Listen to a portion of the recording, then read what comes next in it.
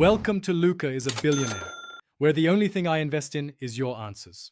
In this video, I will explain how to make canned corn. First, select a good quality canned corn from your pantry. Next, carefully open the can and drain all the liquid. You can use a colander for this. Some people prefer to rinse the corn under cold water to remove excess sodium, which is a great option.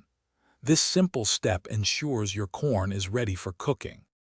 There are several easy ways to cook your drained corn.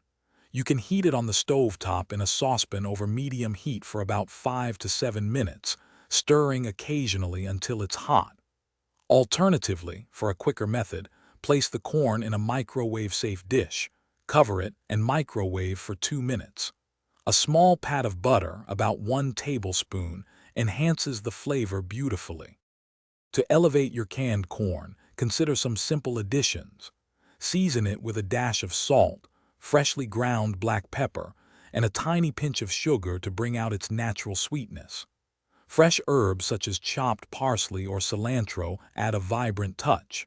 For a richer, creamier side dish, stir in about 1/4 cup of cream cheese until it melts and coats the kernels.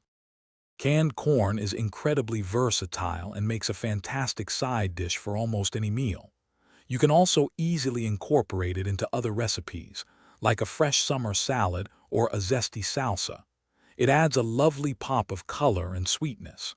Remember to check the description below for a link to the Echo Dot smart speaker and other great deals.